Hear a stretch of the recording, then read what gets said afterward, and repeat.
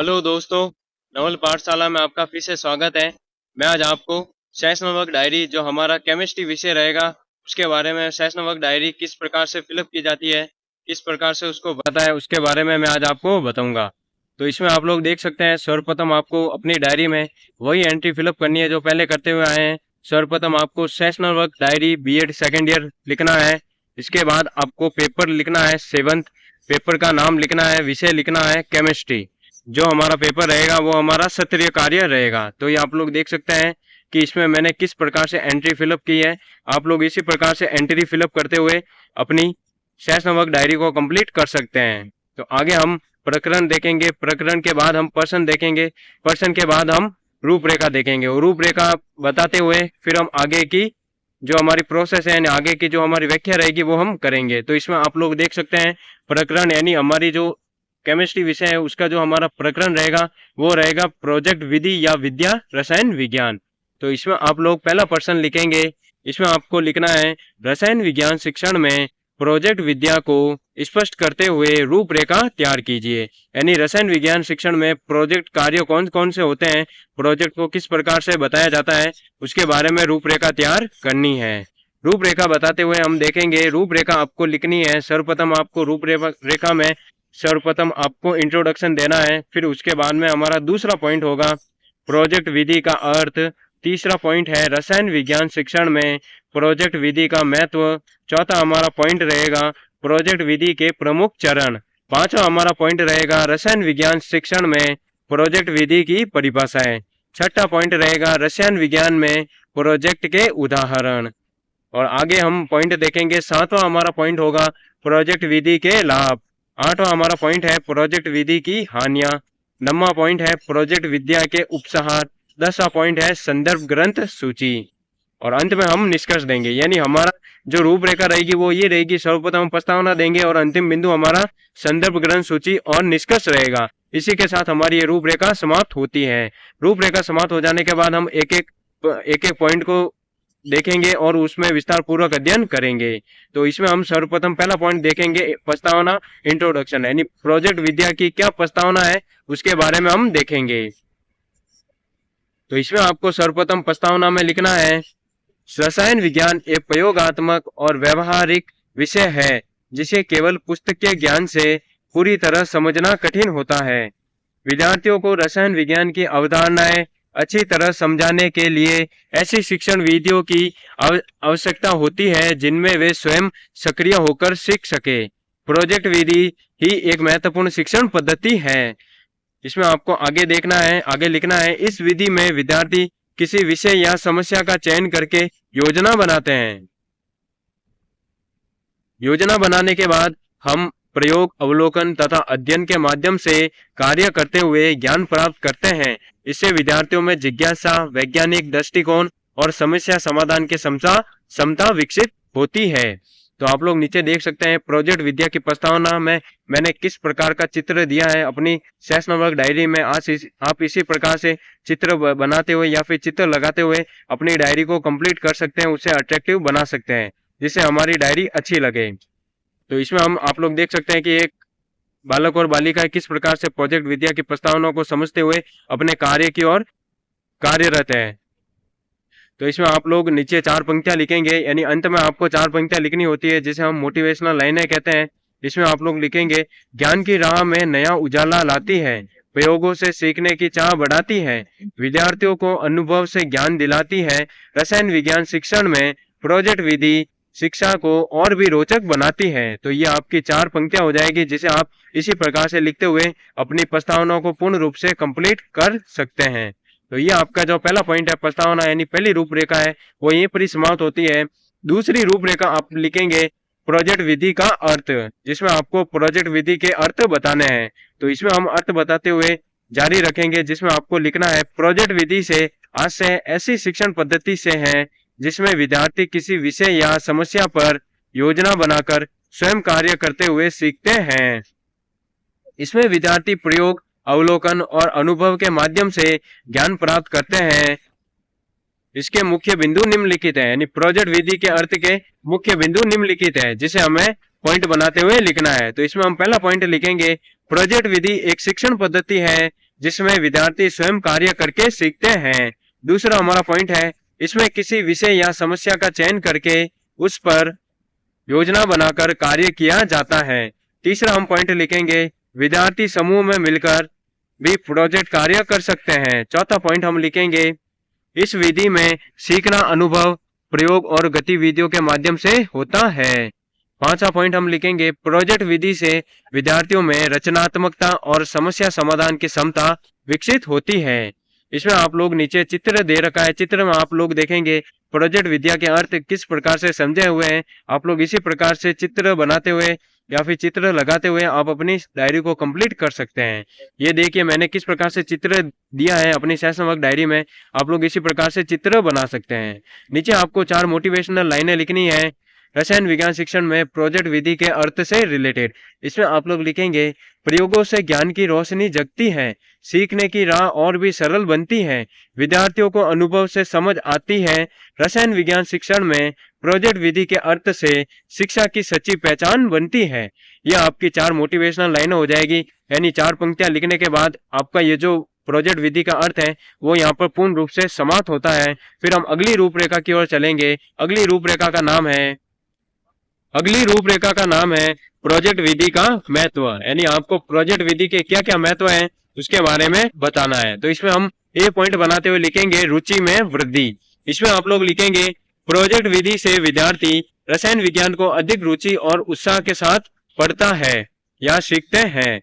B point हमारा है व्यवहारिक ज्ञान। इसमें आप लोग लिखेंगे, इस विधि से विद्यार्थियों को प्रयोग और गतिविधियों के माध्यम से व्यवहारिक ज्ञान प्राप्त होता है। सी पॉइंट है हमारा वैज्ञानिक दृष्टिकोण का विकास, जिसमें आपको लिखना है, प्रोजेक्ट कार्य से विद्यार्थियों में सोचने समझने और खोज करने की क्षमता बढ़ती है।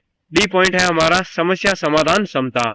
इसमें आप लोग लिखेंगे पॉइंट बनाते हुए, विद्यार्थी किसी समस्या को समझकर उसका समाधान ढूंढना सीखते हैं। ई पॉइंट है हमारा रचनात्मकता का विकास। इसमें आप लोग लिखेंगे, प्रोजेक्ट विधि से विद्यार्थियों की कल्पना शक्ति और रचनात्मकता बढ़ती है। एफ पॉइंट है हमारा सहयोग की भावना। इसमें आप लोग लिखेंगे, समूह में प्रोजेक्ट करने से विद्यार्थियों में सहयोग और टीम वर्क की भावना विकसित होती है।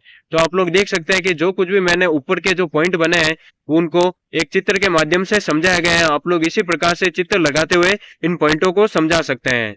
तो प्रोजेक्ट विद्या के महत्व के बारे में हम 4 पंक्तियां देखेंगे। इसमें आपको लिखना है, खोज और प्रयोग से शिक्षा में नई रोशनी आती है, विद्यार्थियों की सोच को नई दिशा मिल जाती है, सीखने का बनता है सुंदर और सशक्त पथ।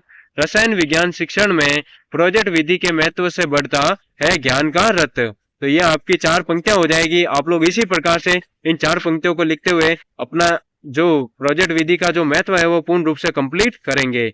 तो आपका ये जो प्रोजेक्ट विधि का महत्व है यानी तीसरी रूपरेखा है वो यहीं पर ही समाप्त होती है। फिर हम अगली रूपरेखा की ओर चलेंगे। अगली रूपरेखा का नाम है प्रोजेक्ट विधि के प्रमुख चरण, यानी प्रोजेक्ट विधि के कौन कौन से चरण हैं जिसमें आपको बताना है। तो इसमें आप लोग एक फ्लो चार्ट बनाते हुए पहला पॉइंट लिखेंगे, समस्या या विषय का चयन करना। दूसरा हमारा चरण है योजना बनाना। तीसरा हमारा चरण है कार्य का क्रियान्वयन करना। चौथा हमारा चरण है परिणाम का प्रस्तुतिकरण करना। पांचवा हमारा चरण है मूल्यांकन। 6th चरण का नाम है अभिलेखन।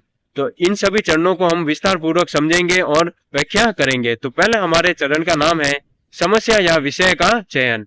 तो इसमें आप लोग लिख सकते हैं, इस चरण में विद्यार्थी और शिक्षक दोनों मिलकर किसी उपयुक्त विषय या समस्या का चयन करते हैं। विषय ऐसा होना चाहिए जो विद्यार्थियों की रुचि और समझ के अनुसार हो। दूसरा हमारा चयन है योजना बनाना। तो इसमें आप लोग लिखेंगे, विषय के चयन के बाद विद्यार्थी यह तय करते हैं कि कार्य कैसे किया जाएगा, कौन कौन से साधनों की आवश्यकता होगी और किस प्रकार जानकारी एकत्र की जाएगी। तो ये आपका दूसरा चरण है वो पूर्ण रूप से कंप्लीट होता है। तीसरे चरण का नाम है कार्य का क्रियान्वयन। तो इसमें आप लोग लिखेंगे, इस चरण में विद्यार्थी योजना के अनुसार कार्य करते हैं, वे प्रयोग करते हैं, जानकारी एकत्र करते हैं, अवलोकन करते हैं और आवश्यक गतिविधियां करते हैं। तो ये सब इनके कार्य हो जाएंगे। फिर हमारा अगला चरण है परिणाम का प्रस्तुतिकरण। इसमें आप लोग लिखेंगे कार्य पूरा होने के बाद विद्यार्थी अपने प्रोजेक्ट के परिणाम को रिपोर्ट, चार्ट, मॉडल या मौखिक प्रस्तुति के माध्यम से प्रस्तुत करते हैं। तो आपको आगे 5वां पॉइंट देना है मूल्यांकन। मूल्यांकन में आप लोग लिखेंगे अंतिम चरण में शिक्षक और विद्यार्थी मिलकर प्रोजेक्ट के कार्य और परिणाम का मूल्यांकन करते हैं तथा यह देखते हैं कि उद्देश्य कितनी हद तक पूरा हुआ है। फिर आपको आगे 6 पॉइंट लिखना है, यानी आपके ये जो टोटल 5 पॉइंट है वो यहीं पर ही समाप्त होते हैं। फिर इन 5 पॉइंटों से रिलेटेड मैंने प्रोजेक्ट विद्या के चरण जो मैंने इस चित्र के माध्यम से समझाया है, आप लोग इसी प्रकार से चित्र लगाते हुए अपनी सहसंवाद डायरी को कंप्लीट कर सकते हैं। फिर चित्र खत्म हो जाने के बाद यानी डायग्राम देने के बाद हम इस चरण से रिलेटेड हम 4 पंक्तियां देखेंगे जिसमें आपको लिखना है ज्ञान की राह में जब प्रयोगों का साथ मिलता है, सीखने का हर कदम और भी खास बनता है, योजना, कार्य और प्रस्तुति से बढ़ता है ज्ञान, प्रोजेक्ट विधि के चरण देते हैं सफलता की पहचान। तो ये आपके 4 मोटिवेशनल लाइनें हो जाएगी। आप लोग इसी प्रकार से पैटर्न को फॉलो करते हुए अपनी सेशनल वर्क डायरी को कंप्लीट करेंगे। फिर हम अगला पॉइंट देंगे 5वां, जिसमें हमें रूपरेखा देनी है प्रोजेक्ट विधि की परिभाषा, यानी प्रोजेक्ट विधि की अलग अलग विद्वानों ने कौन कौन सी परिभाषाएं दी है उनके बारे में हम देखेंगे। तो इसमें हमारी पहली परिभाषा का नाम है सामान्य परिभाषा। इसमें हम लोग लिखेंगे, तो इसमें आपको पहली परिभाषा का नाम लिखना है सामान्य परिभाषा, यानी प्रोजेक्ट विधि की सामान्य परिभाषा। इसमें आप लोग लिखेंगे रसायन विज्ञान शिक्षण में प्रोजेक्ट विधि वह पद्धति है जिसमें विद्यार्थी किसी रासायनिक विषय या समस्या पर योजना बनाकर प्रयोग, अवलोकन और अध्ययन के माध्यम से ज्ञान प्राप्त करते हैं। दूसरी हमारी परिभाषा का नाम है बेलार्ड के अनुसार, यानी ये एक मनोवैज्ञानिक है जिन्होंने प्रोजेक्ट विधि की परिभाषा दी है अपने अनुसार। इसमें आप लोग लिखेंगे प्रोजेक्ट विधि वह शिक्षण पद्धति है जिसमें विद्यार्थी किसी समस्या या कार्य को वास्तविक जीवन की परिस्थितियों में हल करने का प्रयास करते हैं। तो ये आपकी दूसरी परिभाषा समाप्त होती है। फिर हम अगली परिभाषा की ओर चलेंगे। अगली परिभाषा के विद्वान का नाम है किलपैट्रिक के अनुसार। इन्होंने प्रोजेक्ट विधि की परिभाषा दी है। प्रोजेक्ट विधि वह पद्धति है जिसमें विद्यार्थी किसी उद्देश्यपूर्ण कार्य को योजना बनाकर स्वयं करते हुए सीखते हैं। तो ये आपकी तीसरी परिभाषा समाप्त होती है। चौथी परिभाषा मनोवैज्ञानिक ने दी है जॉन ड्यूई के अनुसार। इन्होंने बताया है प्रोजेक्ट विधि अनुभव पर आधारित शिक्षण पद्धति है जिसमें विद्यार्थी वास्तविक जीवन की समस्याओं को हल करते हुए ज्ञान प्राप्त करते हैं। फिर हम आगे अगले विद्वान की ओर चलेंगे। अगले विद्वान ने परिभाषा दी है स्वी स्टीवेशन के अनुसार। तो इसमें हम लोग लिखेंगे प्रोजेक्ट वह समस्या या कार्य है जिसे विद्यार्थी प्राकृतिक परिस्थितियों में पूरा करने का प्रयास करते हैं। तो ये आपकी 5 परिभाषाएं यहीं पर ही समाप्त होती हैं। 5 परिभाषाएं समाप्त हो जाने यानी 5 परिभाषाओं का सार क्या क्या है मैंने एक चित्र के माध्यम से समझाया है। प्रोजेक्ट विद्या की परिभाषा यानी जो कुछ भी मैंने ऊपर परिभाषा दी है, वैज्ञानिकों ने जो कुछ भी परिभाषाएं दी है वो चित्र के माध्यम से समझाई गई है। तो आप लोग चित्र के माध्यम से समझा सकते हैं और अपनी सेशन वर्क डायरी को कंप्लीट कर सकते हैं। फिर आगे हम 4 पंक्तियां देंगे इन परिभाषाओं से संबंधित। इसमें आपको लिखना है सीखने की राह में जब अनुभव का साथ मिलता है, ज्ञान का हर दीपक और भी उज्जवल बनता है, कार्य करके समझना ही असली शिक्षा की पहचान है, प्रोजेक्ट विधि की परिभाषा देती है सीखने को नई उड़ान है। तो ये आपकी 4 पंक्तियां हो जाएगी। आपको इसी प्रकार से पंक्तियों से रिलेटेड इन परिभाषाओं को समझना है और उन्हें लिखना है अपनी सेशन वर्क डायरी में। तो ये आपकी जो रूपरेखा है वहीं पर समाप्त होती है। अगली रूपरेखा का नाम है प्रोजेक्ट विधि के उदाहरण। प्रोजेक्ट विधि के उदाहरण में अलग अलग उदाहरण दे रखे हैं जिसे हमने विस्तार पूर्वक समझाया है। तो आप लोग इसी प्रकार से उदाहरण देते हुए अपनी सेशन वर्क डायरी में लिखेंगे। पहले उदाहरण का नाम है जल शुद्धिकरण का प्रोजेक्ट, यानी जल शुद्धिकरण के अनुसार हम प्रोजेक्ट विधि को किस प्रकार से समझेंगे वो हमें देखना है। इसमें आप लोग लिखेंगे इस प्रोजेक्ट में विद्यार्थी पानी को साफ करने की विभिन्न विधियों जैसे छानना, उबालना और फिल्टर का उपयोग करना सीखते हैं। इससे उन्हें जल की शुद्धता और रासायनिक प्रक्रियाओं की जानकारी मिलती है। तो ये हमारा पहला उदाहरण यहीं पर ही समाप्त होता है। दूसरे उदाहरण का नाम है अम्ल, क्षार और लवण का अध्ययन करना, यानी अम्ल, क्षार और लवण का अध्ययन करना।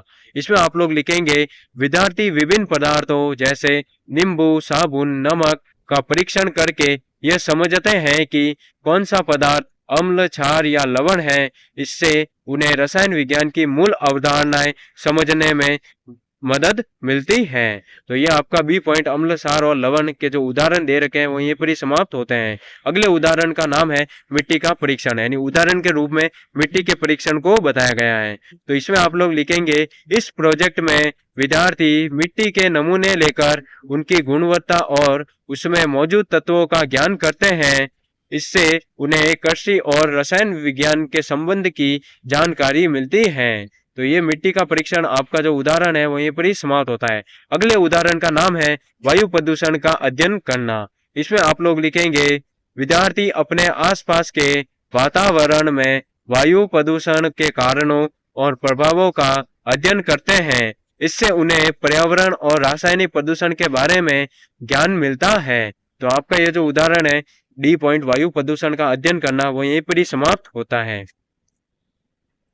आगे आपके जो प्रोजेक्ट विधि के जो मैंने ऊपर उदाहरण दिए हैं उनको यहाँ पे समझाया गया है, यानी चित्र के रूप में दिखाया गया है। तो आप लोग चित्र के रूप में दिखाते हुए अपनी सेशनल वर्क डायरी को कंप्लीट कर सकते हैं, यानी चित्र लगाते हुए अपनी डायरी को फिलअप कर सकते हैं, उसे भर सकते हैं और अट्रैक्टिव बना सकते हैं। आगे आपको लिखना है करके सीखना ही शिक्षा का सच्चा आधार है, प्रयोग और खोज से बढ़ता ज्ञान अपार है, सीखने की राह को बनाते हैं और भी सुंदर, प्रोजेक्ट विधि के उदाहरण देते हैं, सफलता का सुंदर सफर। तो ये आपकी 4 मोटिवेशनल लाइनें हो जाएगी। आप लोग 4 मोटिवेशनल लाइनें लिखते हुए अपनी प्रोजेक्ट अपनी जो ये जो प्रोजेक्ट विधि है के उदाहरण है उनको कंप्लीट कर सकते हैं और सेशन वर्क डायरी को पूर्ण रूप से भर सकते हैं। अगली रूपरेखा का नाम है, यानी प्रोजेक्ट विधि के जो उदाहरण है वो आपके कंप्लीट होते हैं। अगली रूपरेखा का नाम है प्रोजेक्ट विधि के लाभ। प्रोजेक्ट विधि के लाभ में आपको एक फ्लो चार्ट बनाना है। तो आप लोग देख सकते हैं कि मैंने अपनी सेशनल वर्क डायरी में किस प्रकार से फ्लो चार्ट बनाया है, बीच में लाभ लिखा है, उसको कलर किया है, यानी कलर करते हुए आप लोग प्रोजेक्ट विधि के लाभ को बता सकते हैं, डिफाइन कर सकते हैं और अपनी सेशनल वर्क डायरी को कंप्लीट कर सकते हैं। तो इसमें हम प्रोजेक्ट विधि के लाभ में पहला लाभ देखेंगे निःशुल्क शिक्षा प्राप्त करना। दूसरा लाभ का नाम है शैक्षिक सुदृढ़ीकरण करना। तीसरा हमारा लाभ है सर्वांगीण विकास। चौथे लाभ का नाम है कौशल विकास और अगले लाभ का नाम दे रखा है शैक्षणिक निरंतरता। तो आप लोग फ्लो चार्ट बनाते हुए अपनी डायरी को कंप्लीट कर सकते हैं। तो फ्लो चार्ट में हम पहला जो हमारा पॉइंट रहेगा वो रहेगा निःशुल्क शिक्षा। इसमें आप लोग लिखेंगे यह वंचित परिवारों के बच्चों को पढ़ाई में निरंतर सहायता और संसाधन उपलब्ध कराता है। दूसरा हमारा जो लाभ है उसके बारे में हम देखेंगे शैक्षिक सुदृढ़ीकरण। इसमें हम लोग देखेंगे कक्षा 1 से 12 और कुछ स्थानों पर 3 से 6 वर्ष के बच्चों को पठन, लेखन, गणित, अंग्रेजी और विज्ञान में विशेष प्रशिक्षण मिलता है। तो ये हमारा शैक्षिक सुदृढ़ीकरण हो जाएगा। तीसरा हम पॉइंट देखेंगे यानी लाभ देखेंगे शैक्षणिक निरंतरता। इसमें आप लोग लिखेंगे आर्थिक बाधाओं को दूर कर बच्चों को पढ़ाई छोड़ने से रोकता है और स्कूल जाने के लिए प्रेरित करता है। चौथा पॉइंट हम देखेंगे सर्वांगीण विकास करना। इसमें हम लोग देखेंगे झुग्गी झोपड़ियों के बच्चों को सामाजिक और भावनात्मक समर्थन भी प्रदान करता है। पांचवा पॉइंट हम देखेंगे कौशल विकास। इसमें हम लोग देखेंगे बच्चों में आत्मविश्वास बढ़ाने, तनाव से निपटने और जीवन कौशल विकसित करने में मदद करता है। तो ये हमारा कौशल विकास हो जाएगा। जो कुछ भी हमने ऊपर जो लाभ देखे हैं उनको एक विद्यालय में किस प्रकार से लाभ मिल रहे हैं, किस प्रकार से बच्चे लाभ उठा रहे हैं, उनको एक चित्र के माध्यम से बताया गया है। आप लोग इसी प्रकार से चित्र लगाते हुए अपनी डायरी को कंप्लीट कर सकते हैं और उसे अट्रैक्टिव बना सकते हैं। फिर हम आगे की ओर देखेंगे, यानी नीचे हम 4 पंक्तियां देंगे इस लाभ से रिलेटेड, यानी प्रोजेक्ट विधि के क्या क्या लाभ है उनसे रिलेटेड हम 4 पंक्तियां देखेंगे। इसमें आप लोग लिखना है करके सीखना ही शिक्षा की सच्ची पहचान है, प्रयोगों से बढ़ता हर दिन ज्ञान महान है, सीखने की राह को बनाती है यह और भी खास, प्रोजेक्ट विधि के लाभ से बढ़ता है विद्यार्थियों का विश्वास। तो यह आपको 4 पंक्तियां लिखनी है। पंक्तियां लिखते हुए हम अपना 7वां पॉइंट है जो प्रोजेक्ट विधि के क्या क्या लाभ है वो पूर्ण रूप से कंप्लीट होते हैं। कंप्लीट हो जाने के बाद हम अगली रूपरेखा की ओर चलेंगे। अगली रूपरेखा का नाम है प्रोजेक्ट विधि की हानियां, यानी पहले हमने इसके लाभ देखे और फिर हम इसकी हानियां देखेंगे। तो हानियां में आप लोग लिखेंगे पॉइंट बनाते हुए। पहला पॉइंट आपको लिखना है अधिक खर्चीली और समय लेने वाली विधि। तो इसमें आप लोग लिखेंगे यह विधि बहुत खर्चीली है क्योंकि इसमें संसाधनों और उपकरणों की आवश्यकता होती है। साथ ही यह छात्रों और शिक्षकों का बहुत अधिक समय लेती है जिससे समय सारणी प्रभावित हो सकती है। यानी इस विधि को इसलिए उपयोग में नहीं लिया जाता है क्योंकि एक बहुत ज्यादा खर्चीली विधि है, समय अधिक लेती है और समय सारणी नियमित रूप से नहीं हो पाती है। फिर हम दूसरा पॉइंट देखेंगे व्यापक पाठ्यक्रम के लिए अनुपयोग। सभी विषयों या विषयों के हर भाग को इस पद्धति से नहीं पढ़ाया जा सकता, यानी प्रोजेक्ट विधि के आधार पर हम सभी विषयों को नहीं पढ़ा सकते। तीसरा पॉइंट है संसाधनों की कमी। इसमें आप लोग लिखेंगे उचित संसाधनों और तकनीकों के बिना परियोजना का क्रियान्वयन मुश्किल होता है जिससे यह तकनीकी या वित्तीय जोखिम में पड़ सकती है। यानी प्रोजेक्ट विधि में संसाधनों की कमी की उपलब्धता रहती है, यानी इसमें बहुत सारी कमियां आती है जिसके कारण हमें ये अच्छी विधि नहीं मानी जाती है। डी पॉइंट हम देखेंगे समूह में असमान भागीदारी। इसमें हम लोग देखेंगे समूह में कार्य करते समय कुछ छात्र हावी हो सकते हैं जबकि अन्य निष्क्रिय रह सकते हैं जिससे अन्य सदस्यों पर काम का बोझ बढ़ सकता है। फिर हम आगे की ओर चलते हैं। आगे आपको ई पॉइंट दे रखा है शिक्षण पर अधिक जिम्मेदारी, यानी शिक्षक पर अधिक जिम्मेदारी। इसमें आप लोग लिखेंगे प्रोजेक्ट की योजना और मार्गदर्शन के लिए शिक्षक को अधिक मेहनत करनी पड़ती है, यानी प्रोजेक्ट के रूप में समझाने के लिए उसे प्रदर्शन करने के लिए शिक्षक को एक बहुत ज्यादा मेहनत करनी पड़ती है, इसलिए बहुत ज्यादा खर्चीली और समय लेने वाली विधि मानी जाती है। प्रोजेक्ट विधि की जो मैंने ऊपर हानियां दी है उनको पॉइंट के माध्यम से चित्र के रूप में समझाया गया है, किस प्रकार से बच्चे इस विधि को ध्यानपूर्वक समझते हैं या किस प्रकार से बच्चे इस विधि को बोझ समझते हैं उसके बारे में चित्र बताया गया है, यानी किस प्रकार की हानियां बच्चे झेलते हैं उसके बारे में दिखाया गया है।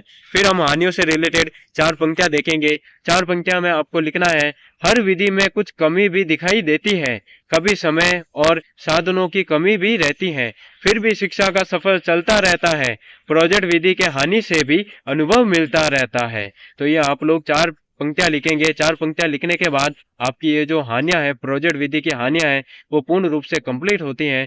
पूर्ण रूप से कंप्लीट हो जाने के बाद फिर हम अगली रूपरेखा की ओर चलेंगे। अगली रूपरेखा का नाम है उपसंहार। इसमें आप लोग लिखेंगे पॉइंट बनाते हुए।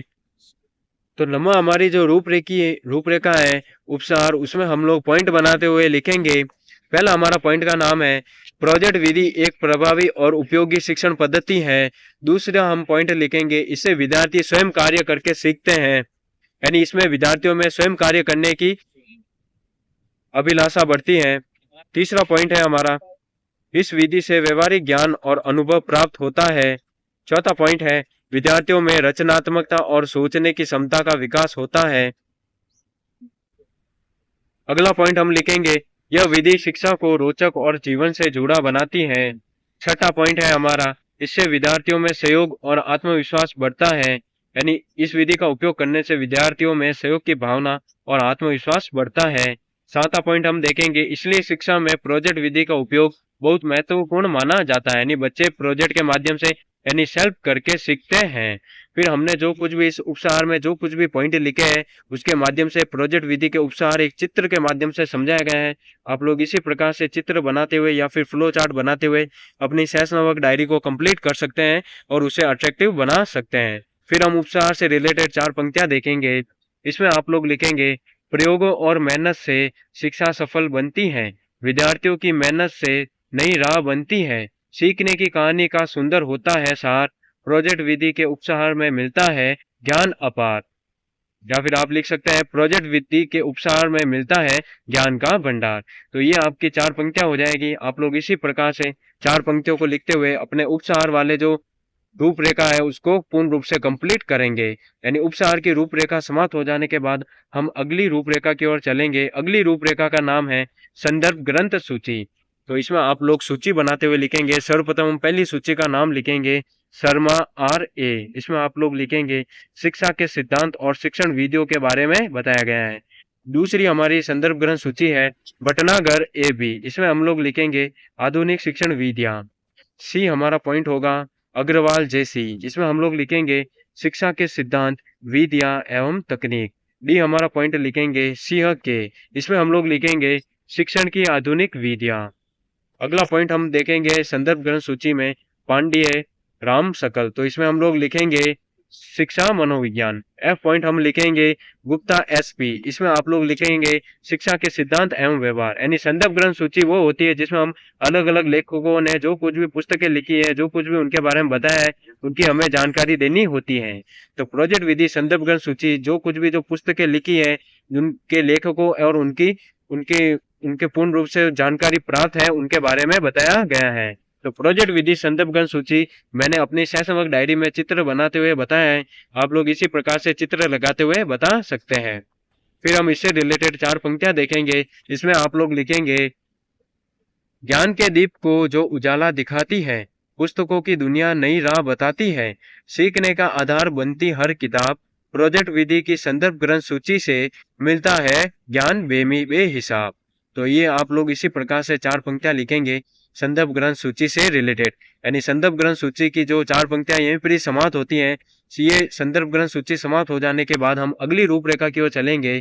अगली रूपरेखा का नाम है निष्कर्ष। यानी ये हमारा लास्ट पॉइंट रहेगा जिसमें आपको अंत में निष्कर्ष देना है। जो कुछ भी हमने रूपरेखा पहले से लगाकर 10 तक जो कुछ भी पॉइंट पढ़ा है, उसका हम सार पूर्ण रूप से निष्कर्ष में देखेंगे। यानी प्रोजेक्ट विधि का पूर्ण रूप से निष्कर्ष क्या है वो हम देखेंगे और पढ़ेंगे। तो इसमें आप लोग लिखेंगे निष्कर्ष रूप में कहा जा सकता है कि प्रोजेक्ट विधि एक महत्वपूर्ण और प्रभावी शिक्षण पद्धति है। इस विधि के माध्यम से विद्यार्थी स्वयं कार्य करके सीखते हैं और उन्हें वास्तविक जीवन से जुड़ा हुआ व्यवहारिक ज्ञान प्राप्त होता है। फिर हम आगे की ओर देखेंगे। अंततः स्पष्ट है कि शिक्षा को रोचक, उपयोगी और प्रभावी बनाने में प्रोजेक्ट विधि का महत्वपूर्ण योगदान है। अंततः छात्र अपनी सीखने की प्रक्रिया के प्रबंधक बन जाते हैं और इसमें टीम वर्क, समय प्रबंधन और आलोचनात्मक सोच विकसित होती है। तो ये आपका पूर्ण रूप से निष्कर्ष हो जाएगा प्रोजेक्ट विधि का। प्रोजेक्ट विधि के जो निष्कर्ष है, जो कुछ भी मैंने ऊपर जो सार दिया है, वो मैंने एक चित्र के माध्यम से समझा है।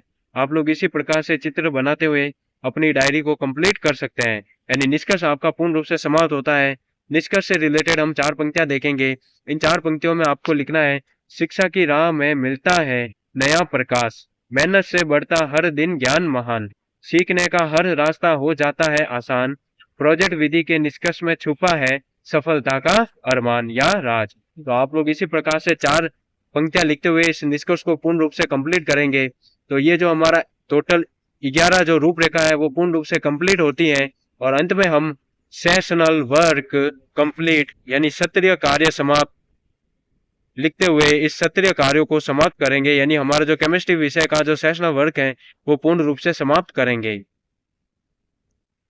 तो आप लोग देख सकते हैं कि मैंने अपनी सेशनल वर्क डायरी में किस प्रकार से इन टोटल 11 रूपरेखा को समझाते हुए, बताते हुए और चित्र लगाते हुए, फ्लो चार्ट बनाते हुए किस प्रकार से मैंने डिफाइन किया है, पंक्तियां बताते हुए किस प्रकार से मैंने समझा है, आप लोग इसी प्रकार से समझाते हुए अपनी सेशन वर्क डायरी को कंप्लीट कर सकते हैं और उसे पूर्ण रूप से व्यवस्थित कर सकते हैं और उसे अट्रैक्टिव बना सकते हैं।